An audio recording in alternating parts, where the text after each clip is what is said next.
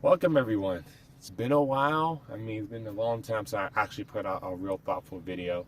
I got this new mic here. I wanted to give it a try. I think it's gonna sound great. So I'll be able to take this on the road with me and still get out good content when it comes to the sound profile, how things work, do things like that. But the first thing I really want to do or talk about is where I've been. I've been focusing and working diligently for the past 3 years. So as you can see on my YouTube channel, I'm not saying that much, but I want to almost diary this.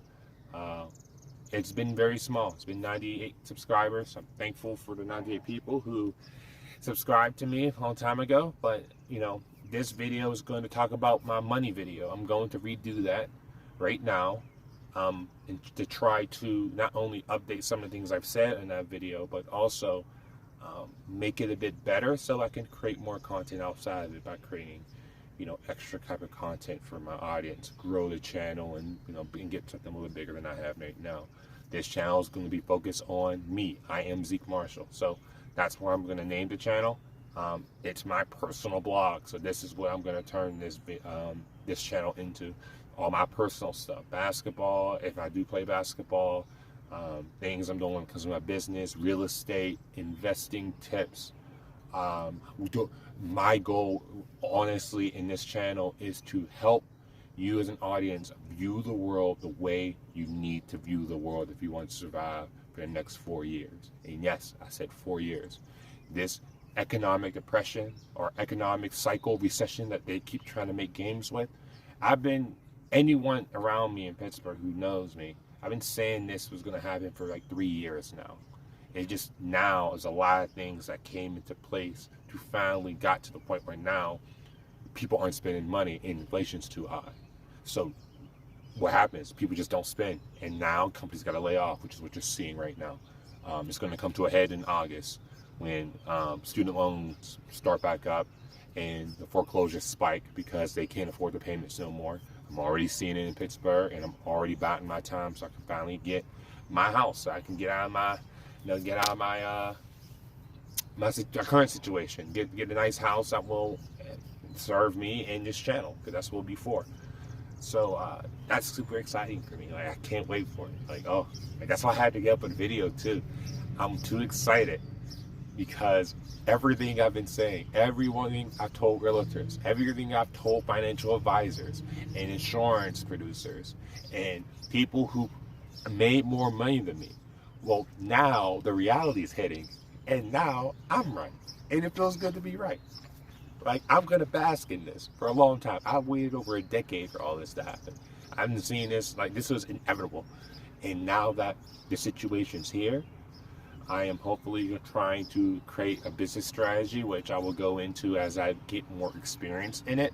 I don't believe I'm an expert, even though I probably am. But until I have tangible results of my business doing well, don't want to spoil it here. But stay tuned.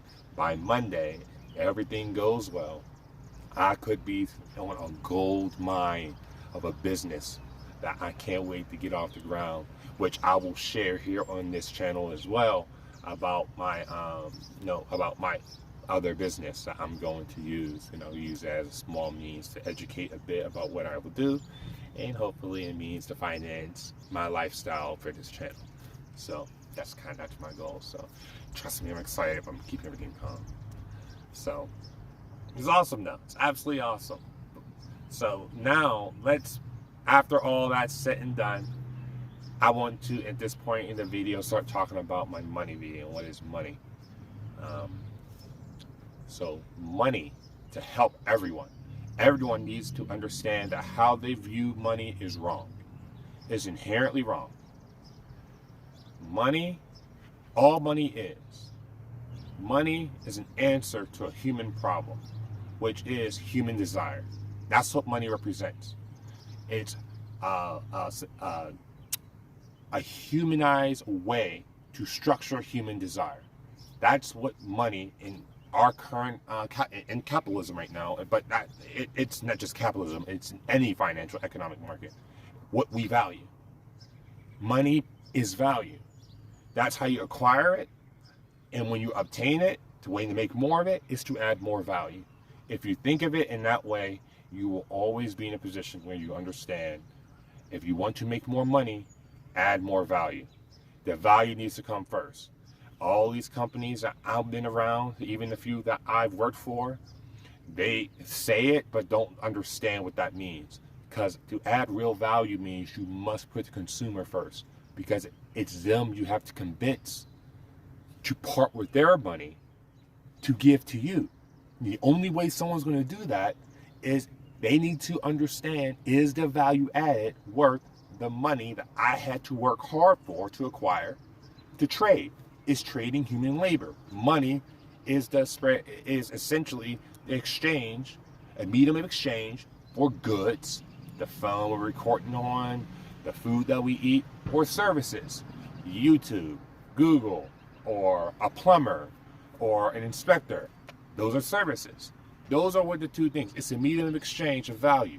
That's what money is. It's the most simplest way. So when you look at it that way, a lot of people are spending money without realizing where it's going.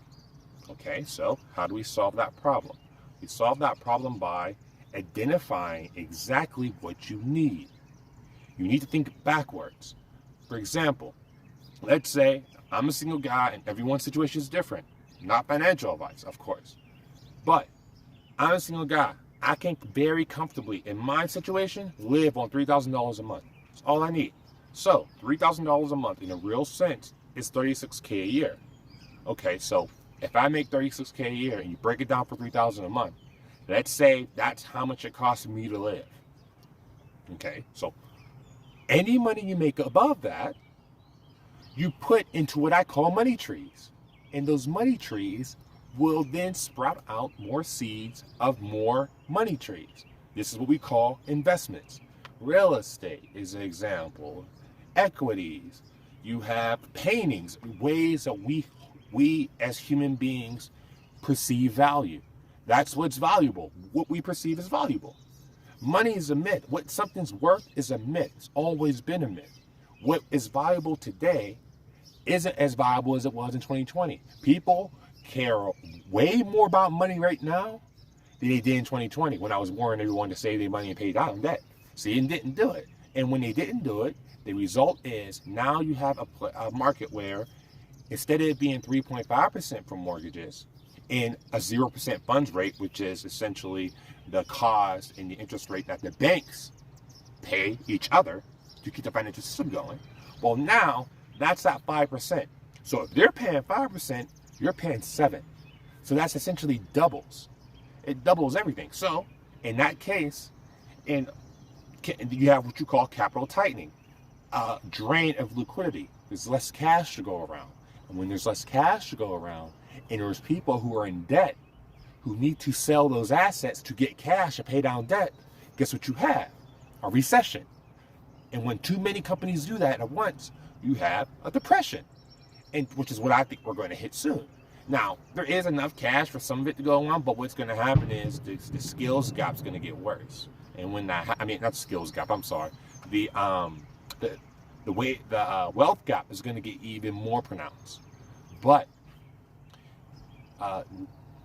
even with all that happening, in small markets, if you control your spending, you are the CEO of your own company. Everyone is a CEO, whether they understand that or not. If you're a W-2 worker, you contract your skills to work for another company. Very simple. So, and they pay you a wage. And those wages are getting taken off for taxes, Social Security tax, Medicare tax for us in the United States. In other countries, they have taxes for university, for free university. It's our own form of socialism, which people don't really understand. But that's what that is. Taxes in the real, at least the programs we have. Or you can be in business for yourself, like I'm trying to be. I'm creating my own personal brand. I'm trying to provide my own personal value in hopes that it's worth money to people who be willing to invest in that because they found value into it. But either way, you are your own CEO. So the first thing that I can quantifiably actually say when it comes to small financial advice is track your spending. Everyone should be tracking their spending. I track my spending. I will even leave a link to the bottom in case you don't understand how to track your spend. There are numerous apps that do this, but what it will do for you is the one thing a lot of people are afraid to do. They're afraid to take accountability. That's why people get upset when they talk about money and it's such a catchy subject, because you don't want people to feel self-conscious. But why are you feeling self-conscious? Because you know, and on average, some people were a little bit irresponsible with how they handle their finances. And that could come from ignorance, which is a lot of it in America. We are very ignorant financially literate here. Or it could come from decisions made in the short term instead of for the long term, or trusting the wrong people. It could be a lot of reasons for it. But it doesn't change the fact that fear is what drives a lot of this. And ignorance. And fear comes from ignorance. When you don't understand, you're afraid. So how do you get rid of fear? You learn. Which is why I'm so goddamn excited right now. Because I see opportunities everywhere. And I can't wait when I finally have the capital to actually go out and do it. But we'll see that on Monday. But ultimately, this is something that everyone should do. Track your spending. Do it for a month. Then do it for a quarter. Because sometimes some people have those 4 times a month, like insurances sometimes. Every 6 months. And then a year. If you can get a full year, you'll get every expense, anything you paid for that entire year. Whether that's rent, mortgage, food, any Amazon Prime, HBO Go, any of that stuff that people use. That some people don't even realize they're spending. Do that. Once you're able to identify those, get rid of the ones you don't want. Get rid of the ones you don't need anymore. And take all those useless expenses that you were spending on Disney Plus when you don't even watch it no more. I use it a lot because I know a lot of people on Disney Plus, and Disney Plus is pretty bad right now. Like, Disney isn't doing too well. So their quality offerings are terrible, which is why I'm exclusively anime. But they're not doing well. So some people just have it just to have it. Well, identify that you have it. Don't get afraid if you're in debt. There's nothing wrong with being in debt. If you're in debt, you're in debt. But be informed, because then you can make rational decisions and you won't be as afraid. Because same thing with politics. That's why some people don't like about politics. They don't understand politics. It's like, well, if you can see what's going on, I mean, I see nothing but opportunity. That's why I don't care who gets elected. At the end of the day, I have means to recover whoever gets elected. If one person puts too much laws, I can move to Dominican Republic.